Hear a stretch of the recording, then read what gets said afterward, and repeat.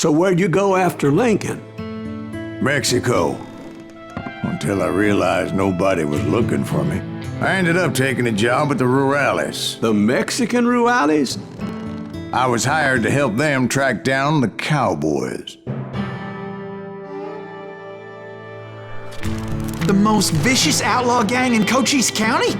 Curly Bill Brocious? Johnny Ringo? Led by old man Clanton himself. They must have paid you a pretty penny to take them hombres on. Not really. But truth be told, I had my own reasons for going after those boys.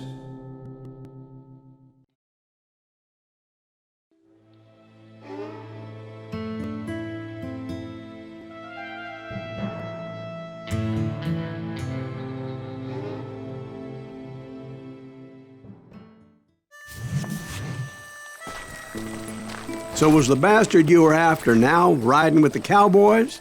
Roscoe Bob Bryant was his name. Oh.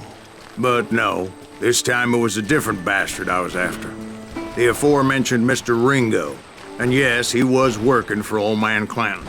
I came upon them robbing a stagecoach, which wasn't surprising, being they were such murderous thieves and bastards.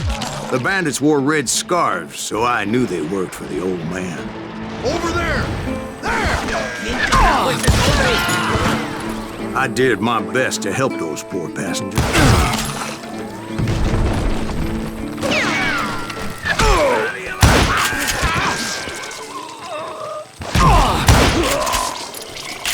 Moments later, the attackers were dead, and I checked the stagecoach to see how many passengers were still breathing. None. It was then I wondered if the rocks weren't hiding more bandits. Was that all of them? Or did I just hit the rear guard? I quickly got my answer. They attacked from on high like Apaches often did. They would appear in great numbers from above and rain down lead on their hapless enemies' heads, making use of the high ground and whatever else they had. Yep, the Apaches always appeared out of nowhere, and there never seemed to be an end to them. Hold on, were you attacked by Apaches? What happened to the cowboys? Did I say they were Apaches? I said Clanton's cowboys attacked me Apache style. I was in a pitched battle, but I was holding my own against an overwhelming enemy force.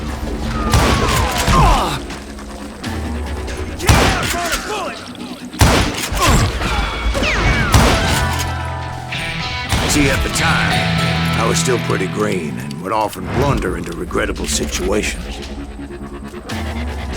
But I just kept shooting at anything I could see up in those damn rocks. I didn't see Ringo, but I knew he was with the cowboys. He and Roscoe Bob had done me a dreadful wrong, and I was determined to have my revenge. But to get to Ringo, I knew I'd have to find my way past these other assholes first. Hard to hit him! Unfortunately, I was running out of ammo. Another perfect example of my relative inexperience as a hunter of men. I immediately knew that a tactical retreat was called for, as my vengeful fury was much less impressive without the bullets to back it up.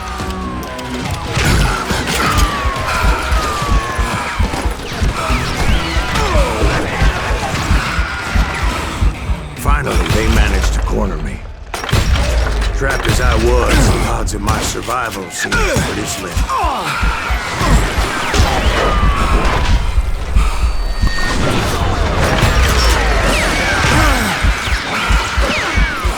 Luckily, serendipity was on my side as I suddenly spotted a way out of my predicament.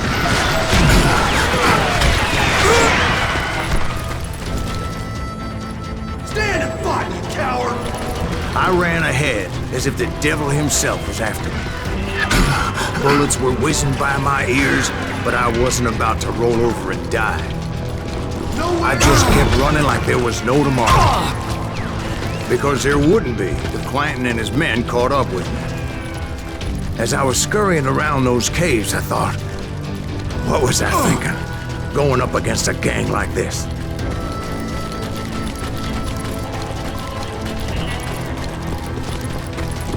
You're mine! I just kept running, not knowing where the hell I was going. And that's when something miraculous happened.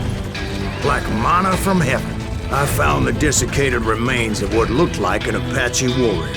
The old weapon next to him supplied me with some much-needed ammunition.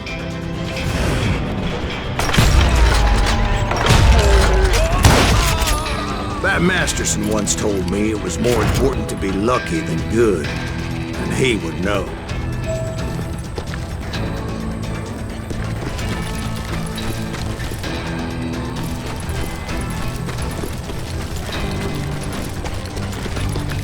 And imagine my surprise when I found a fistful of dynamite to go along with that ammo. That stroke of good fortune evened the odds and bolstered my confidence. It was time to turn the tables. Time for the prey to become the predator. Time for the hunted to become the hunter. Time. All right, Jesus, we get it. They were right where you wanted them. That's right, Jack. I was done running. The old man's boys were not expecting that. No, sir. I came at them like a wildcat. My fury knew no bounds. It was finally time for that old man to pay for his sins.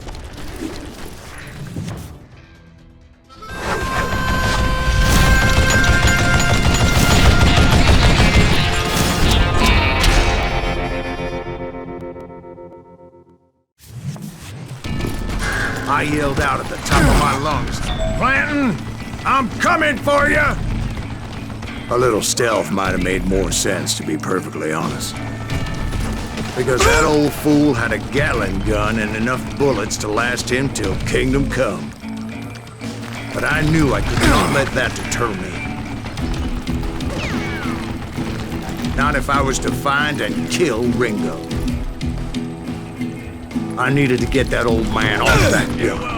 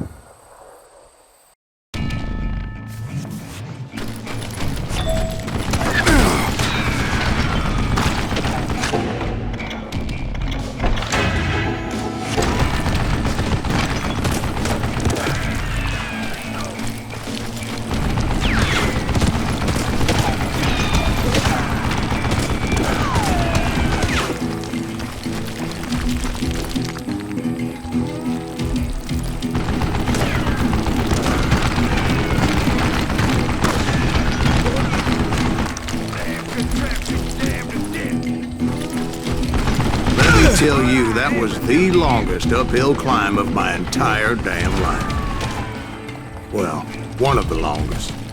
There was that one time I was pursuing Frank James, Jesse James' brother. Jesse James? Perhaps we could talk about that one later. Now, where was I? Right. I had old man plans in my sights.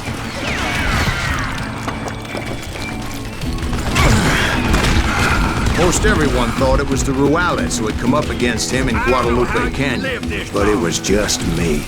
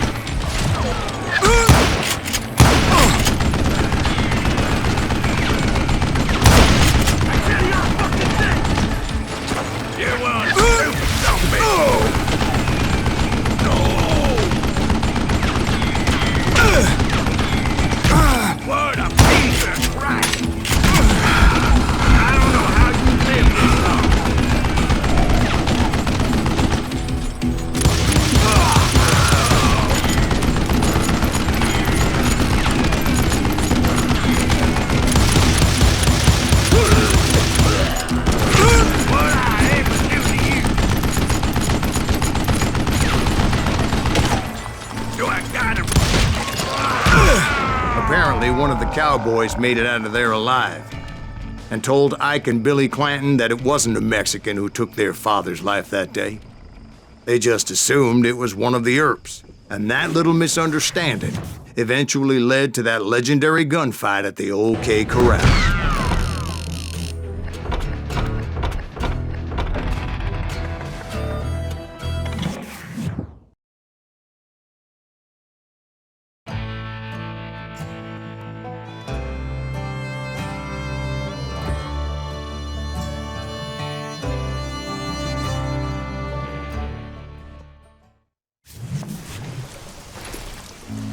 A few weeks after that dust-up at the OK Corral, I was still after Johnny Ringo. I had tracked him and the cowboys to their hideout at a sawmill, and they were loaded for bear.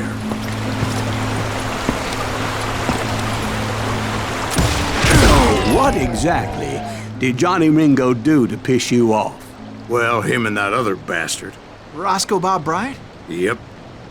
They both deserve to die, and I promise I'll tell you why. But first, I need to tell you about the Cowboys' new boss, Curly Bill Brocious. Herb's coming! Get ready, boys.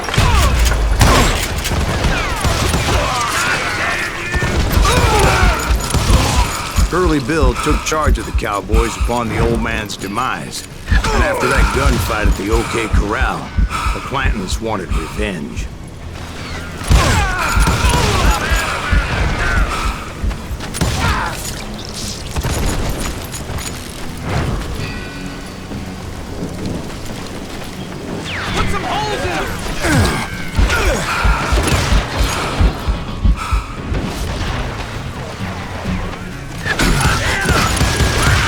So they murdered Morgan Earp and grievously wounded his older brother, Virgil.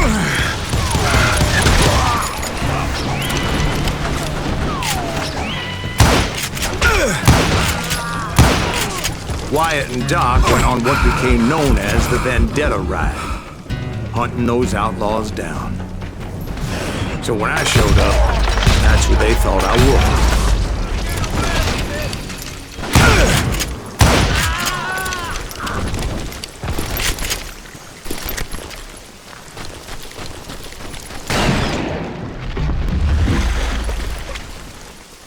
There were killers around every corner, all wearing red bandanas. That's how the cowboys identified each other. And I was beginning to wish I had one myself. But I wasn't about to let Ringo walk away unscathed. And that's what drove me forward.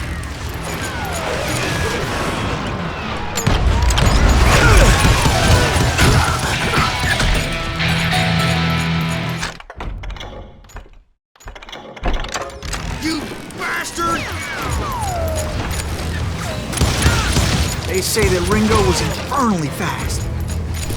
I hardly saw anyone faster, boy. Certainly not Wyatt Earp. That man was all hat and no cap. Earp wasn't much of a match for him, but Doc Holliday might have taken it. That Lunger should have kept his nose out of it. They never charged anyone for the murder of Morgan Earp. But everybody knew that Curly shot him in the back. That was common knowledge. Yeah, maybe so. But Ringo had nothing to do with it. He was just being loyal to a friend. Is that what you call it? Being loyal?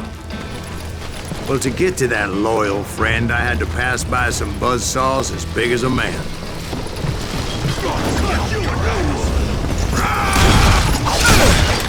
Excuse me, sir. I have a question. What's that, Dwight? After old man Clanton died, why didn't his son take over the Cowboys? Because Ike Clanton was dumber than a box of rocks and a yellow belly to boot.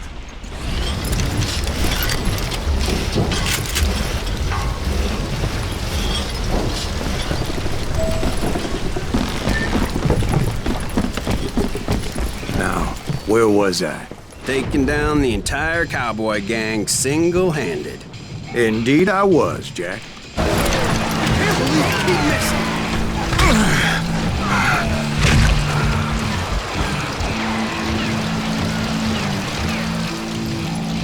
You bastard!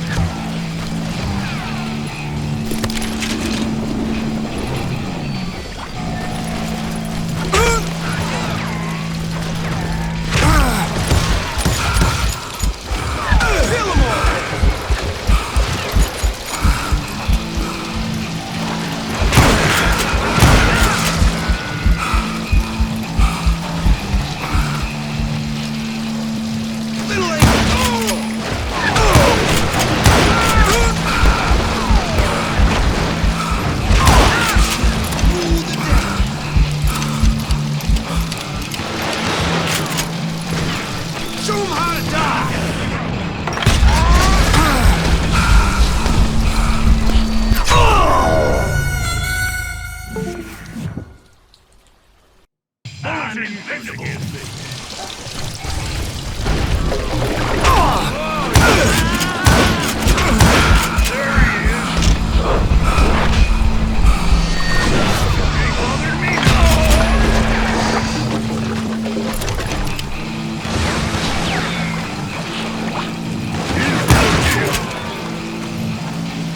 Keep shooting. I don't mind. Don't let that asshole get away with this. There were carts everywhere, piles of lumber, and God knows what else for people to hide behind. That really was one hell of a sawmill. Quite an impressive operation.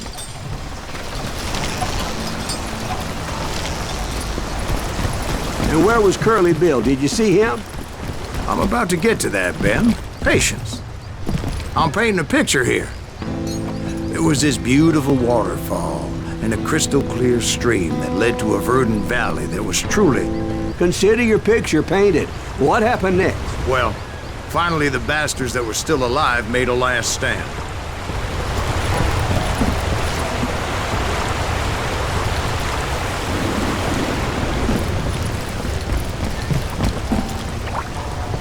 Curly Bill, Johnny Ringo, and his compadres took off into the lumber yard, and I followed after.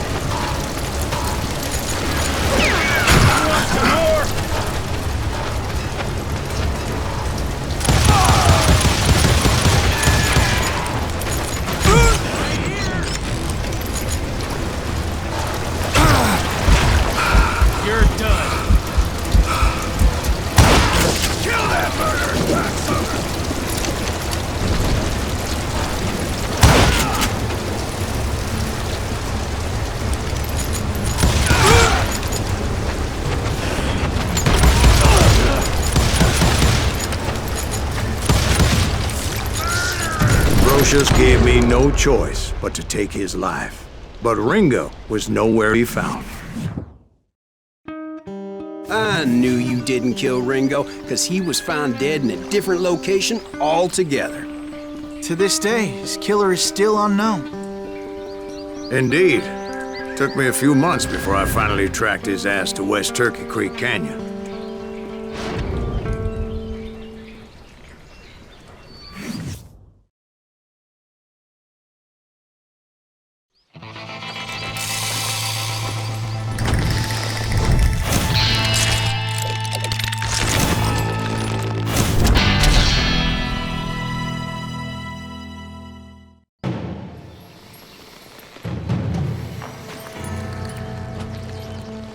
That's incredible, sir. I always thought that Doc Holliday was the one that killed him.